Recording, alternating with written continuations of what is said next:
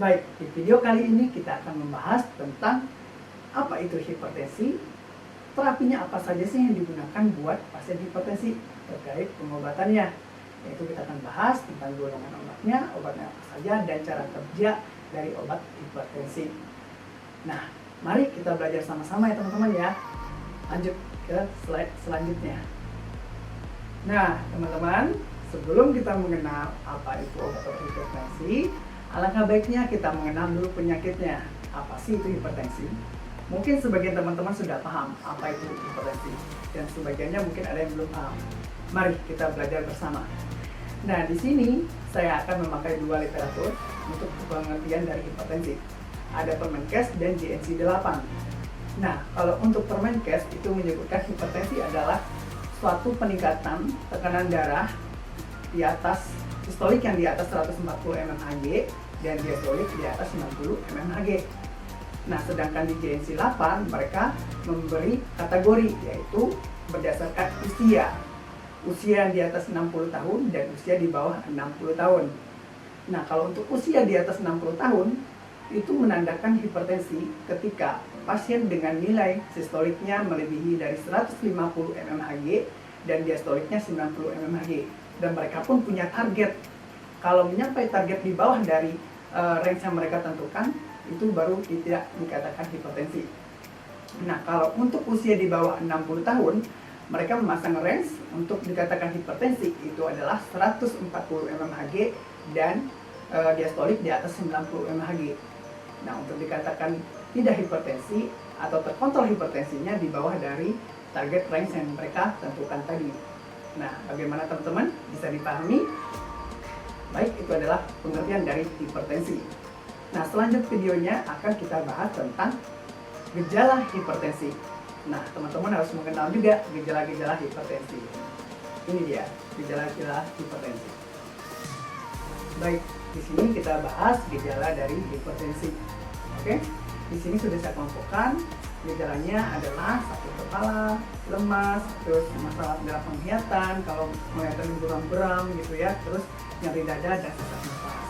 Nah, teman-teman sudah tahu, mungkin nanti ketika teman-teman menemukan ada saudara, tetangga, atau siapapun itu mempunyai gejala tersebut, mungkin kita bisa rekomendasikan untuk ke dokter untuk bisa diperiksa. Takutnya pasien mengarah ke penyakit hipertensi. Lebih baik kita memberikan pertolongan pertama ya teman-teman ya. Mungkin bisa diinformasikan dengan teman-teman atau keluarga setelah teman-teman menonton video ini dan tahu apa saja sih gejala-gejala dari hipertensi. Nah, selanjutnya kita akan bahas faktor apa saja sih yang memicu terjadinya hipertensi. Menarik kan? Mari kita bahas. Kita bahas faktor apa saja sih yang memicu terjadinya hipertensi. Sudah saya kelompokkan ya teman-teman. Di sini ada usia, faktor merokok, faktor dari obesitas, faktor dari pasien yang selalu mengkonsumsi garam terlalu berlebihan, terus ada faktor keturunan. Nah, kita bahas satu satu. Yang pertama adalah usia. Nah, seperti teman-teman tahu, semakin meningkatnya usia kita, semakin bertambahnya usia kita, semakin besar faktor kita akan terkena hipertensi. Contohnya mungkin pada pria usia di atas 45 tahun ke atas, dan pada wanita usia di atas 65 tahun ke atas. Mempunyai faktor besar untuk terkena hipertensi. Nah, selanjutnya ada juga merokok. Nah, teman-teman mungkin tahu atau pernah melihat orang banyak sekarang merokok bisa dibungkus itu bisa 1 hari atau 2 bungkus dalam 1 hari. Nah, teman-teman harus tahu bahwa merokok itu ada kandungan zat kimia yang dimana dia membentukkan pembuluh darah kita sehingga dapat memicu tekanan darah kita menjadi meningkat dan jantung juga. Ya teman-teman ya, mungkin bisa diinformasikan sama keluarga ini ya betapa bahayanya merokok. Terus lanjut ada obesitas. Nah, obesitas semakin meningkatnya berat badan kita sehingga nutrisi dan oksigen yang masuk ke aliran darah kita itu jadi meningkat sehingga memicu tekanan darah kita meningkat dan arahnya ke jantung juga ya. Terus ada yang namanya kita mengkonsumsi banyak sekali garam gitu ya atau natrium, sehingga natrium itu memicu pada aliran darah kita sehingga meningkatkan cairan gitu ya, ada penumpukan cairan sehingga penyempitan pembuluh darah dan jantung sehingga tekanan darah kita meningkat gitu ya teman-teman ya. Terus ada yang namanya faktor keturunan. Nah, ini kita nggak bisa pungkirin ya. Kalau dari awal riwayat itu dia orang tuanya punya riwayat hipertensi, kemungkinan juga anaknya akan ada terkena hipertensi juga. Oke, teman-teman udah paham ya faktor apa saja sih yang memicu terjadinya hipertensi. Nah, selanjutnya kita akan bahas tanda-tanda klinis apa saja sih yang menandakan bahwa pasien itu terkena hipertensi. Mari kita bahas sama-sama. Baik, nah di sini kita akan membahas tanda-tanda klinis pada pasien yang terkena hipertensi. Makanya kita harus tahu kapan sih pasien itu dikatakan hipertensi. Nah, kita ada dua tanda klinis, yaitu melihat sistolik dan diastolik pasien. Ya teman-teman ya, di sini sudah saya klasifikasikan berdasarkan usianya di atas 18 tahun ke atas. Di sini ada tabelnya, yaitu ada yang normal, terus ada prehipertensi, ada hipertensi stage 1, ada hipertensi stage 2. Nah, coba kita lihat yang di normalnya. Di normal itu menunjukkan angka 100 di bawah 120 dan diastoliknya di bawah 80, teman-teman ya. Itu masih dikatakan normal hipertensinya. Gitu ya, teman-teman ya. Terus ada yang namanya prehipertensi. Nah, kalau prehipertensi ini yaitu 120 sampai 139. Nah, untuk diastoliknya yaitu 80 sampai 89. Nah, itu masih dikatakan prehipertensi. Nah, sedangkan untuk hipertensi stage 1 di situ ditulis bahwa dengan nilai sistoliknya 140 sampai 159. Sedangkan diastoliknya yaitu dari 90 sampai 99. Nah, sedangkan untuk hipertensi stage 2 di situ dijelaskan di atas 160 dan diastoliknya di atas 100. Nah, situ kan sudah saya saya kasih tanda warna merah, tanda warna hitam. Di normal ya kita tidak perlu terapi gitu ya. Kalau di prehipertensi mungkin kita lebih mengubah gaya hidup si pasien supaya tekanan darahnya bisa kembali normal gitu teman-teman ya. Tapi yang udah ke hipertensi stage 1 dan stage 2 itu mungkin kita perlu terapi obatnya buat si tekanan darah itu kembali terkontrol lagi ya teman-teman ya. Nah, sekarang teman-teman sudah paham kan tanda klinis kapan pasien itu dikatakan hipertensi. Nah, selanjutnya setelah kita tahu pasien itu hipertensi, terapi apa saja sih yang diberikan buat pasien, obat-obat apa saja, golongan apa saja, dan cara kerjanya seperti apa sih obatnya. Nah, kita bahas lagi di slide selanjutnya. Nah, sekarang mungkin setelah kita tahu pasien itu terkena hipertensi, dikatakan hipertensi, pasti kita perlu terapi obat buat pasien tersebut untuk kembali mengkontrol si tekanan darah pasien. Nah, di sini sudah saya kelompokkan terapi farmakologi yang sering digunakan untuk pasien hipertensi. Di sini ada golongan diuretik, terus ada beta blocker atau disingkat dengan BB, terus ada CCB, calcium channel blocker, terus ada ACI inhibitor sama ARB. Itu juga sering digunakan yaitu angiotensin 2 reseptor blocker. Ya teman-teman ya, sudah saya kelompokkan golongannya. Nah, setelah teman-teman tahu golongan-golongan obat yang digunakan untuk pasien hipertensi, nah mari kita bahas satu-satu per golongannya mengenai cara kerja obatnya dan obatnya apa saja sih yang biasanya ada di pasaran. Baik, mari kita bahas bersama-sama. Baik teman-teman, di sini kita akan bahas terapi farmakologi pada pasien hipertensi. Obat-obatnya apa saja golongannya dan cara kerjanya. Yang pertama kita akan membahas adalah golongan diuretik. Nah, diuretik ini cukup sering ya teman-teman ya digunakan untuk terapi pada pasien hipertensi karena cara kerjanya dengan membuang kelebihan natrium atau garam dalam tubuh kita dan cairan sehingga dia dapat menurunkan tekanan darah kita.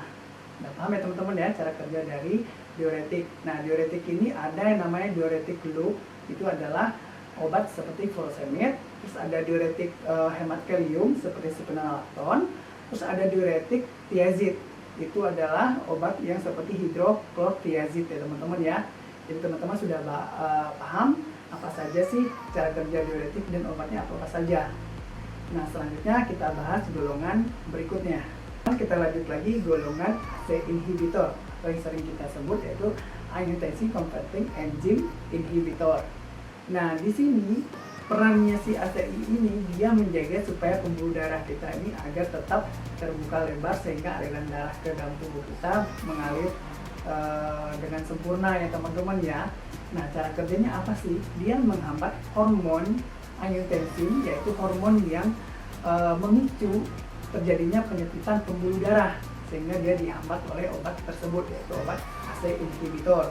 Nah, adapun obat-obatnya adalah contohnya seperti captopril, lisinopril, ramipril. Ya, ingat ya teman-teman ya, ACE inhibitor itu menghambat si hormon angiotensin tersebut sehingga tidak terjadi penyempitan pembuluh darah. Nah, selanjutnya kita ke golongan obat berikutnya. Golongan berikutnya adalah ARB, angiotensin 2 reseptor blocker.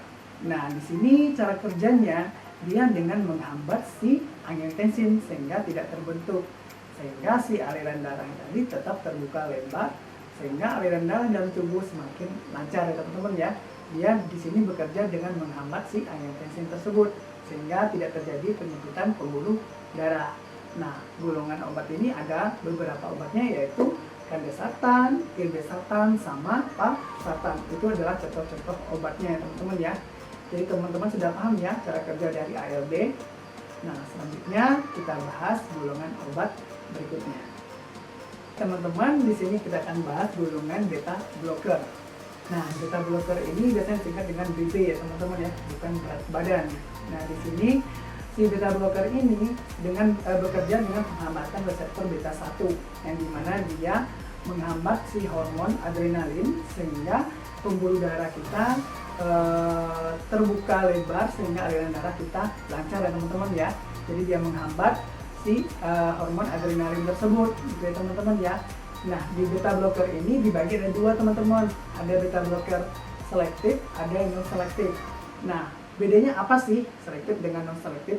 Nah, kalau yang selektif ini dia bekerja dengan mempengaruhi kerja jantung juga teman-teman, tapi tidak di saluran pernapasan. Contohnya yang selektif apa saja? Ada bisoprolol, terus metoprolol, terus apa lagi? Atenolol, banyak ya teman-teman ya.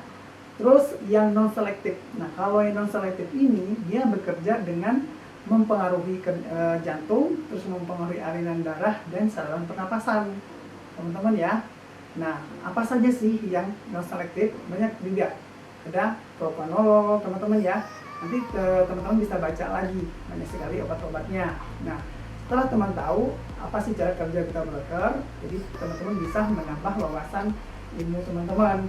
Nah, selanjutnya kita akan bahas dengan golongan apa lagi selanjutnya. Baik, selanjutnya kita ke golongan yang terakhir, yaitu CCB, yaitu calcium channel blocker. Nah, teman-teman, kalau CCB ini adalah antagonis kalsium yang dimana dia bekerja pada buat pasien hipertensi yang pada gangguan jantung dan pembuluh darah. Nah, dia bekerja dengan menghambat kalsium masuk ke otot jantung dan pembuluh darah sehingga membuat si jantung itu jadi melambat, denyut jantungnya melambat dan aliran darah terbuka lebar sehingga aliran darahnya lancar untuk ke seluruh tubuh. Paham ya teman-teman ya cara kerjanya. Terus ada beberapa golongannya, ada beberapa jenis obatnya, yaitu amlodipin, nicardipin, nifedipin. Nah, teman-teman bisa pelajari lagi berapa banyak lagi jumlah obat untuk golongan CCB. Nah, teman sudah paham ya teman-teman ya. Ini adalah golongan obat terakhir yang kita bahas.